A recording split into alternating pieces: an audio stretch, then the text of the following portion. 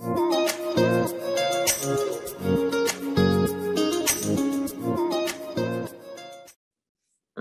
nak panggil Siful Nasir. Siful Nasir. Siful Nasir. Nasir buka mic Nasir. Ya, Kak Ina. Ya, Nasir, boleh cerita sikit tak macam mana you ni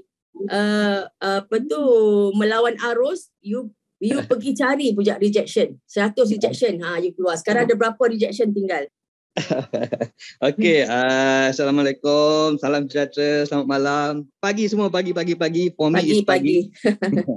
Okey, Iswan sebenarnya bila saya start buat balik, Kak Dina dan Abang ni panggil saya buat balik Afalipid ni, saya terfikir balik yang buat kita susah nak berjaya ni sebenarnya pasal rejection is number one lah. Ya. Yeah. Yes, number one is rejection. So, apa saya buat, saya terbalikkan sahaja. Saya terbalikkan sahaja, maksud saya terbalikkan macam mana? Maksud dari segi macam mana saya terbalikkan cara pemikiran kita, minda kita tentang rejection ni. Sebab semua orang takut pasal reject. So, apa saya buat? Saya nak cari 100 rejection dalam masa 3 bulan.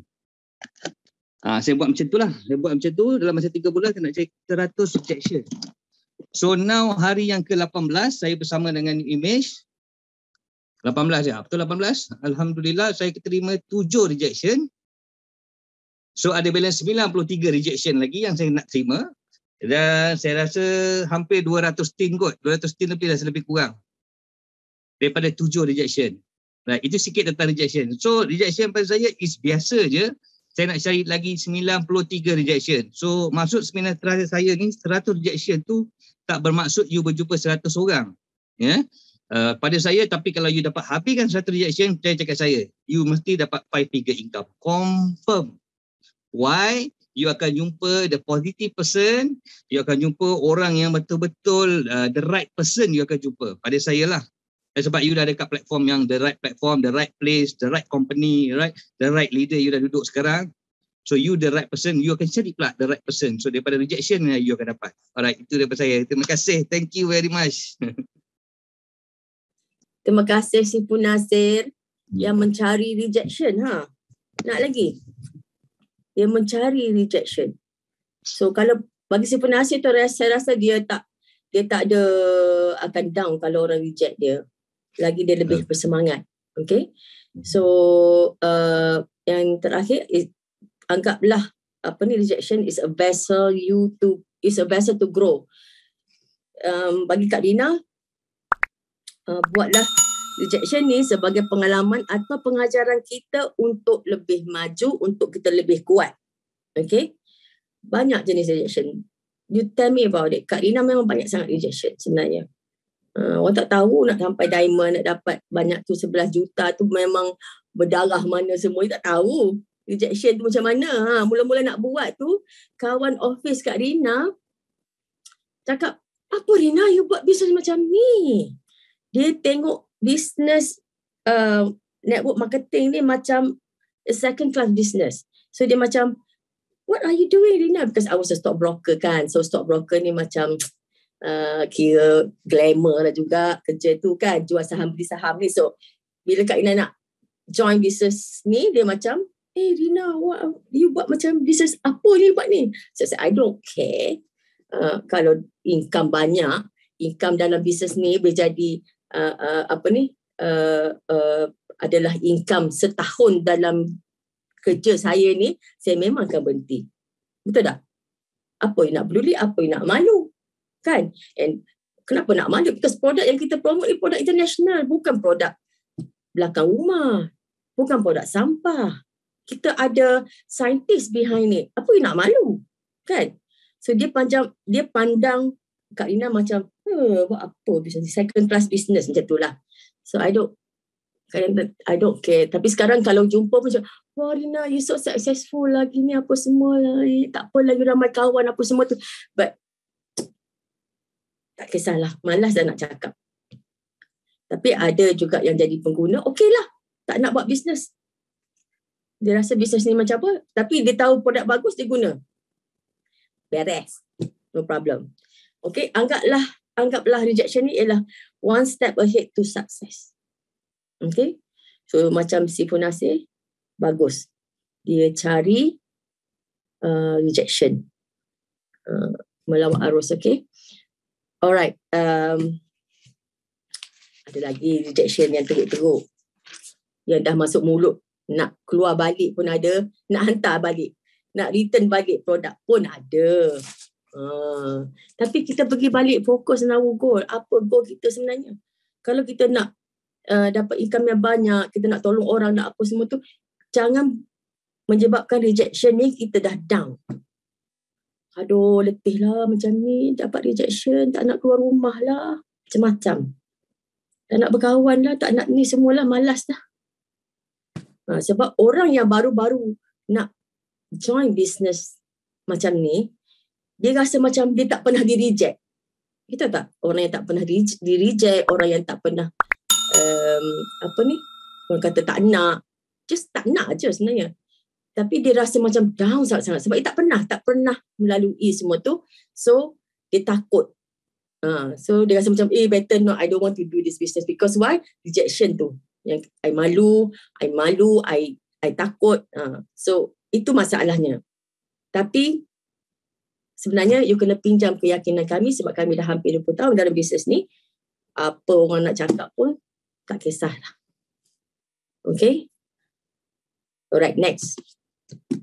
That's how we overcome rejection. Okay. Effective closing skill. Ini apa tu? WIIFM. WIIFM is what is it for me? Not for us, for orang yang kita nak close tu lah. Okay. Dia kata, apa yang saya dapat kalau I minum produk ni? Apa yang saya dapat kalau I join business ni? Okay, what is it for me? WIIFM. Sila type WIIFM. What is it for me? Boleh type tak dekat chat? Okay. Selalu kita fikir, bila kita nak buat closing, apa mereka akan dapat? Okay, what is it for me? WIIFM. Okay. So, of course lah, dia nak join business kita, kita nak closing dia, kita kena beragi dah tahu dia apa dia benda yang dia boleh dapat benefit dia ataupun apa yang dia buat dia suka, apa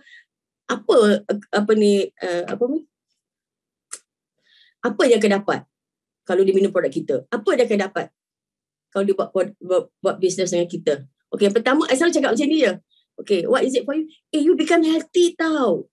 Macam ni, macam kita ni dah 50 lebih ke atas, you banyak orang sakit, betul tak? Nak orang dah menopause ke apa semua, kalau wanita lah, kalau saya cakap dengan perempuan yang dah menopause, macam-macam penyakit datang, betul tak? Macam manis lah, darah tinggi lah, okay, bowel problems lah, apa lagi, gastric and gut problem ni memang ini adalah satu penyakit yang ramai orang hidapi di musim MCO ni. Okay, gut and gastric ni ialah anxiety lah, macam aku nak mati lah, rasa macam takut burung ke apa semua tu.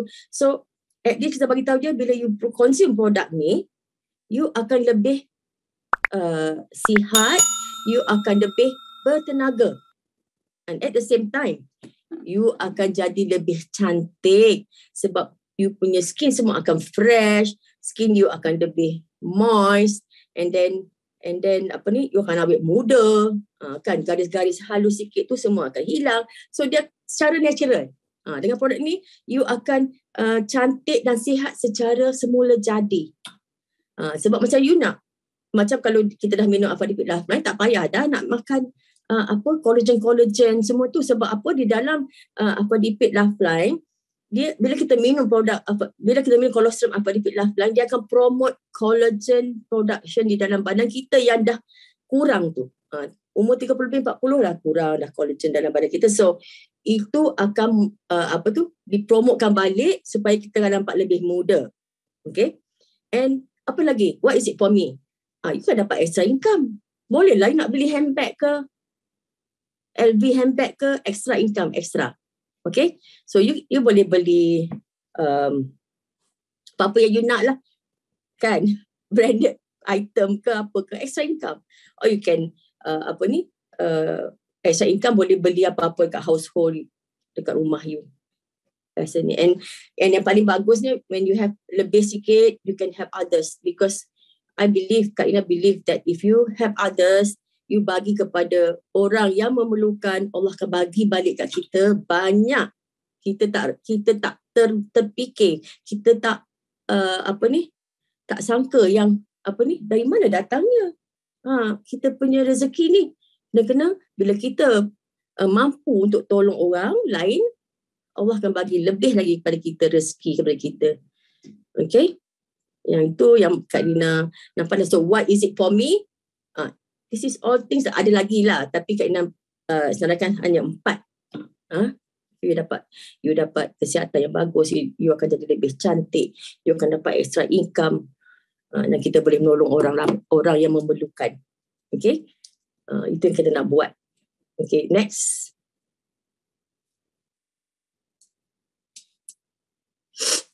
Okay, how do you lead your team to recruit every month? So Kak Ina selalu buat training ke bagi tahu my group to set goals lah. Kalau boleh set goal, rank up. Mana rank yang you nak achieve. Okay. Kalau you nak achieve manager, you must have 2 supervisors. Kan? Nak ruby, kena ada 7 supervisor. Ruby. You nak bronze, you must have 7 supervisors. So, kena rancang lah. Set goals. What is your goals? Kalau nak royalty,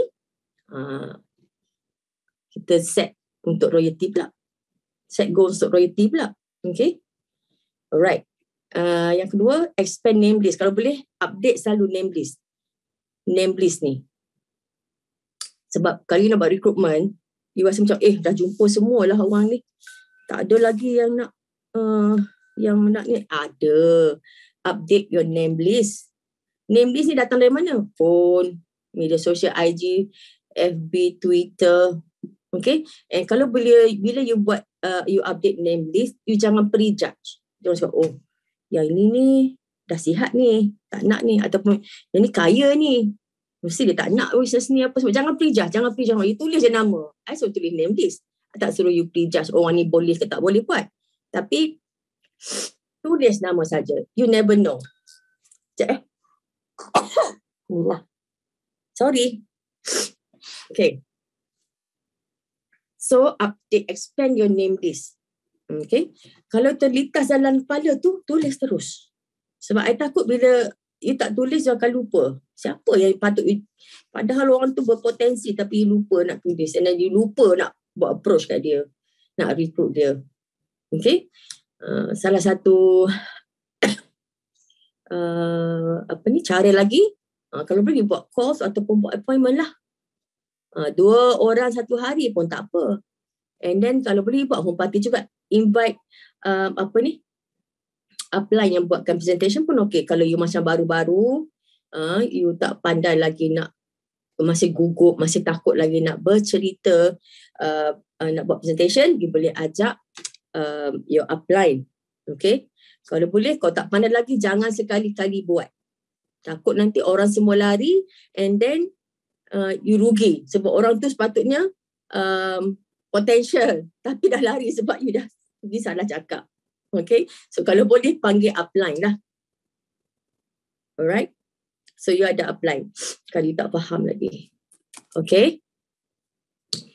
Yang keempat, lagi senang sekarang you nak buat recruitment. Macam mana? Invite to Zoom meeting.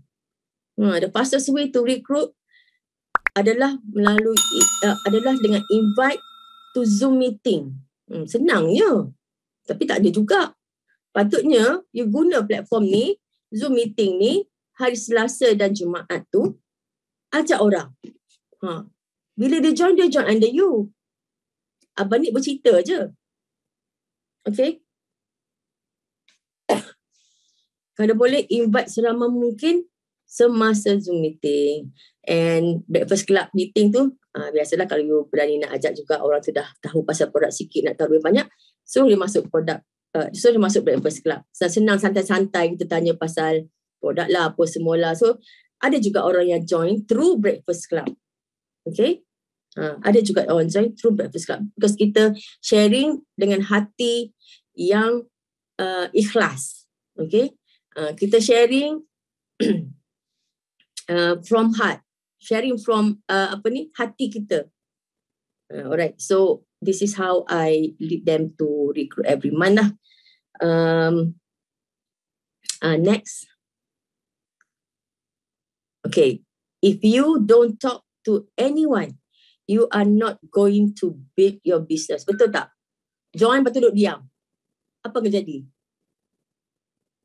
Boleh tulis di chat tak? You join and you tak buat apa-apa. You never talk, you don't talk to anyone. Krik-krik. Krik-krik lah Kak Rina. Okay, krik-krik lah. Krik-krik. Okay. So dalam bisnes ni memang you kena talk to people. Okay. Kak Rina tahu Alhamdulillah so far ramai yang nak bercakap dengan orang. Kadang-kadang dia bercakap dengan orang ni, orang lain yang join. Ada juga. Okay. Okay, no one will talk to you. Sharon, betul. And no one knows about our business. Tak ada orang tahu pun pasal produk kita. Tak ada orang tahu pun pasal kita punya company. Okay. So, memang dalam bisnes ni, dia punya tu adalah, if you don't talk to anyone, you are not going to build your business. Macam ni tutup kedai lah. Kan? Bila tutup kedai, ada orang masuk kedai you tak? Kalau you buka kedai tu maknanya you talk about our business, you talk about the products, how good is the product. Okay? So, kalau you macam duduk rumah senyap, you don't talk to anyone else, you tak ada buat action apa semua, memang your business is not going anywhere. Okay? So, talk to someone. Talk to someone about kita punya product. Post. Tak nak bercakap tak apa, post. Post dalam media masa, post dalam your IG, post dalam you punya Facebook. Kan? Itu sekarang ada media sosial lagi senang. Tak nak bercakap, tak nak keluar rumah pun post dalam Facebook apa kita buat. You dalam produk tu gini dalam TikTok ke apa ke, ataupun apa aktiviti you minum benda ni every morning as a breakfast a drink. Buat cara you prepare the products, and at least orang tahu tu aja. Okay, lagi senang sekarang, lagi gampang, lagi kenal. Okay, next, at last okay, dah habis dah semi. Okay, ingat ni, winners never quit and quitters never win. Okay, once you dah stop, kita nak buat, habis lah. So, habis semua. All your big dreams, all your goals, everything. You dah macam, tak nak buat lah. Sayang. Sayang sangat-sangat. Okay? So, don't ever quit. Buat. InsyaAllah, you akan dapat income yang you tak pernah dapat dalam bisnes ni. Okay? Itu saja. Thank you so much. Assalamualaikum semua. Okay? And God bless.